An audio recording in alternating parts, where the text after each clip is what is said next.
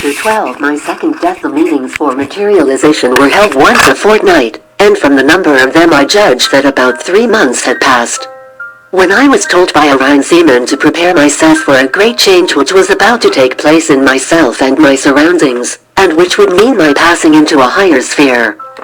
I have heard the spheres divided differently by different spirit teachers, and it is not very important that they should be all divided by the same standard.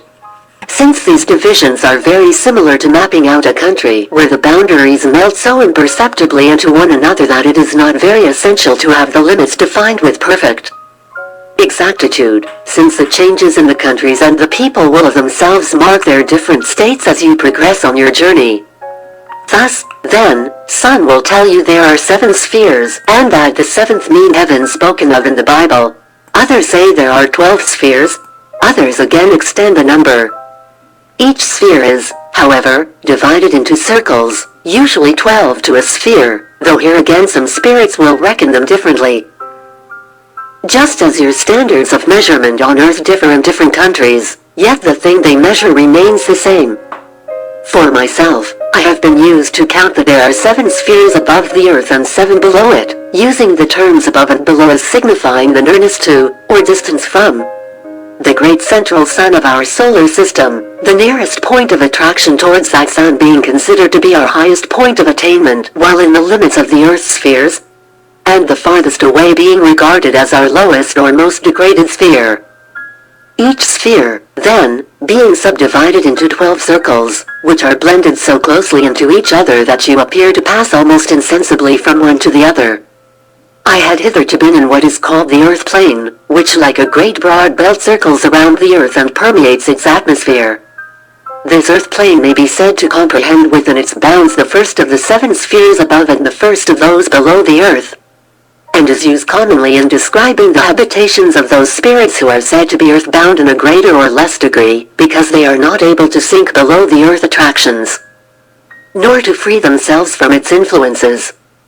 I was now told that I had so far freed myself from the Earth's attractions and overcome my desires for earthly things, that I was able to pass into the 2nd sphere.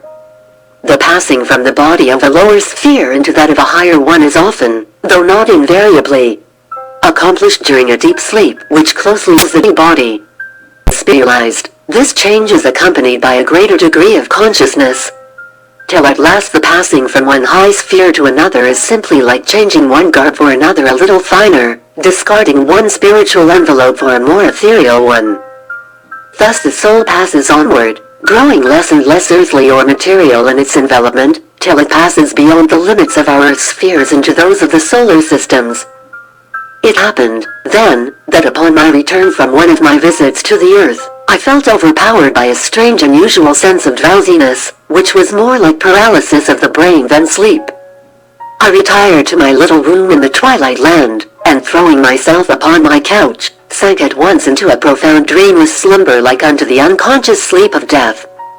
In this state of unconsciousness I lay for about 2 weeks of earthly time, and during it my soul passed from the disfigured astral body and came forth like a newborn child, clothed in a brighter, purer spiritual envelope, which my efforts at overcoming the evil in myself had created for it.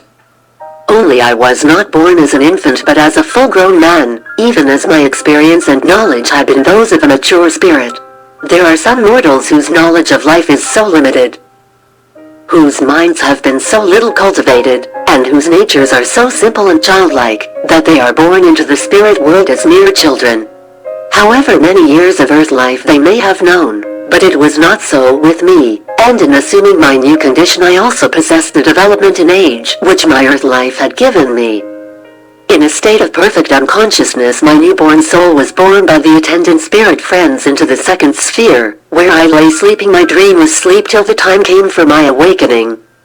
The discarded astral envelope I had left was by the power of attendant spirits dissolved into the elements of the earth plane. Even as my earthly body left it, my first death would decay into the earthly material from which it had been taken, dust returning into dust again, while the immortal soul passed on to a higher state. Thus did I pass through my 2nd death and awake to the resurrection of my higher self. Part 2 The Dawn of Light Chapter 13 Welcome in